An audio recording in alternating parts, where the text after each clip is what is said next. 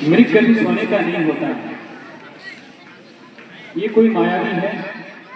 आज तक हमने तो नहीं सुना कि सोने के मृग होते हैं। नहीं प्रभु, ये कोई माया नहीं है। इतना सुंदर मृग आज तक कहीं नहीं देखा। हे स्वामी, ये कृपा कर दो, मैं इस मृग से अपनी गुड़िया को सजाऊंगा। हे स्वामी, मुझे तो ये मृग चाहिए। ये प्राण प्रिय, अगर तुम कहती हो तो मैं इस मृग के पीछे जाता हूँ और उसे जीवित मरे अभी लेके आता हूँ। हे लक्ष्मण, जब तक मैं वापिस न आऊं तब तक तुम पर्ण रोटी की रक्षा करना। सीता को अकेला मत छोड़ना, क्योंकि ये वन माया भी है। हे लक्ष्मण, मैं मृग के पीछे जाता हूँ, तब तक तुम पर्ण रोटी की रक्षा करना।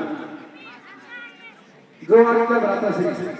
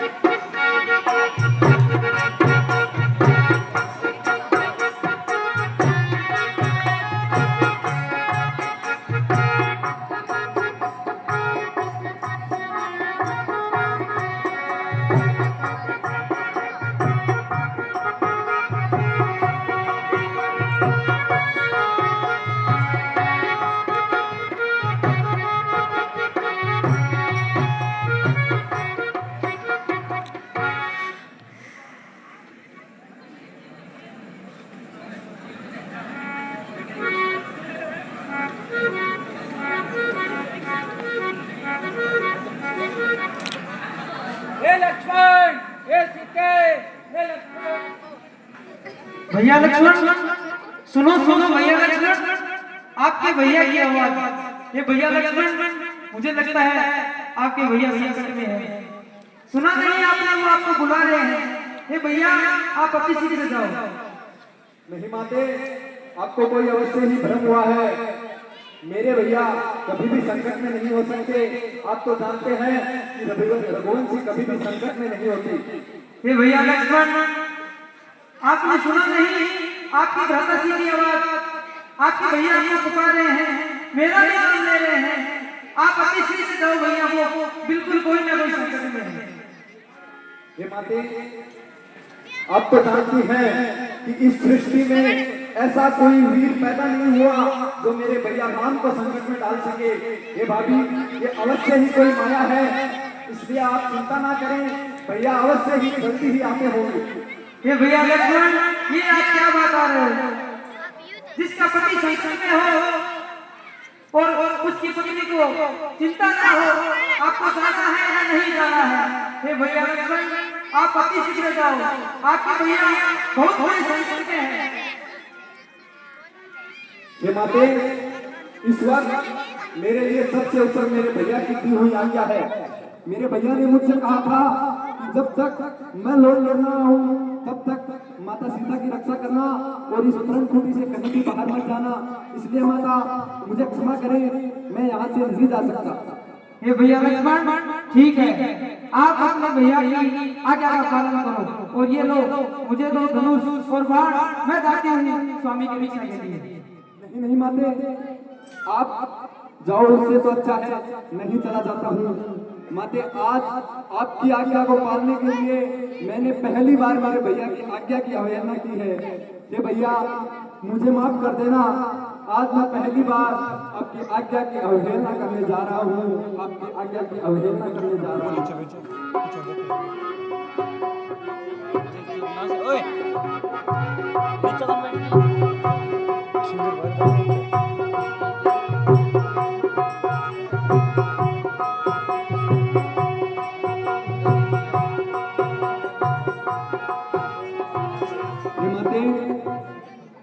जब तक मैं और मेरे भैया राम वापस लौट कर ना आए तब तक आप यहाँ से बाहर मत जाना।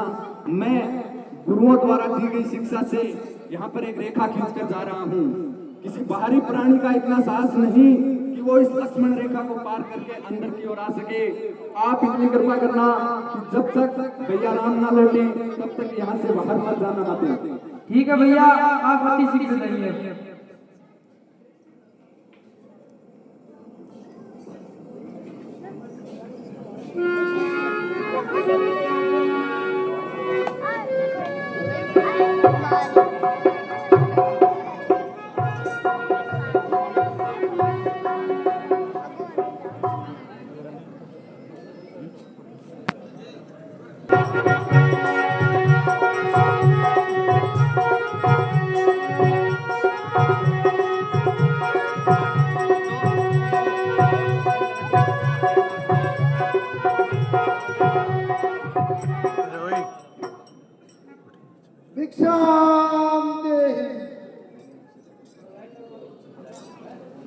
भिक्षाम देहि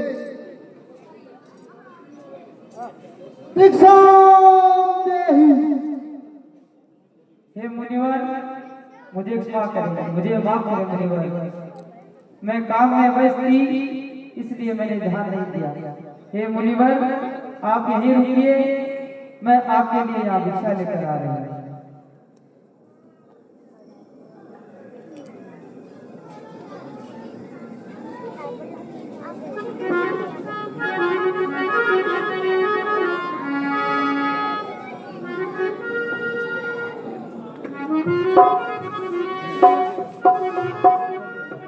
ये सही समय है और अब मैं कुटिया के अंदर जाता हूँ और सीता का अपहरण करके ले जाता हूँ।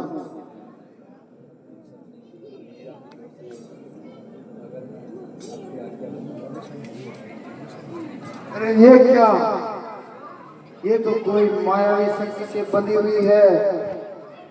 ऐसा करता हूँ, किसी तरह से मैं बाहर बुलाता हूँ और बाहर से उसका हरण करके ले जाता हूँ।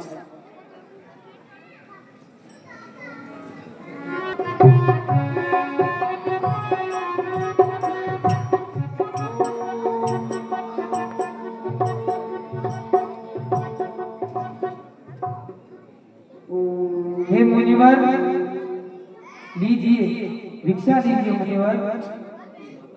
ये देवी, मैं बहुत दिनों से भूखा हूँ और मैंने खाना बनाया, लेकिन कुतिया ने मेरा खाना बिगाड़ दिया।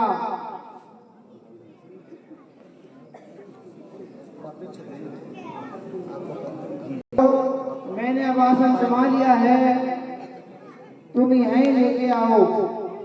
नहीं नहीं मुनिवर, आपको ही यहीं आना होगा। आप यहाँ आ जाइए और मैं आपको यहाँ भिक्षा डाल देती हूँ। ये देवी, मैंने बहुत बताया था आपको कि बहुत दूर से आया हूँ, बहुत भूखा हूँ।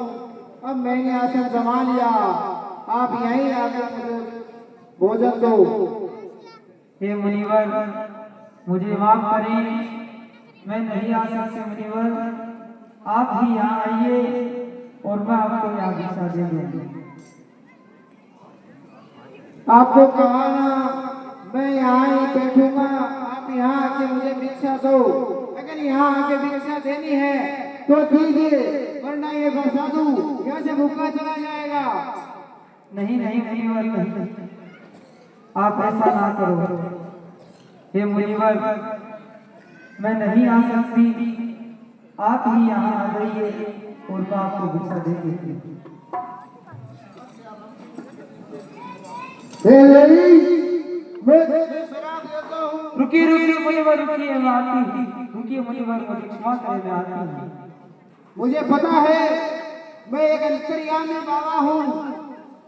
इस समय तुम्हारा पति और तुम्हारा देवर एक मरीज के पीछे मारे मारे भागे फिर रहे हैं और एक तुम्हारे पति को मृग ने एक बार घायल भी कर दिया। मैं शराब देता हूँ तुम्हारा पति। नहीं नहीं मुनिवर, मैं आ रही हूँ। रुकिए, मुझे क्षमा करें मुनिवर, मैं आ रही हूँ।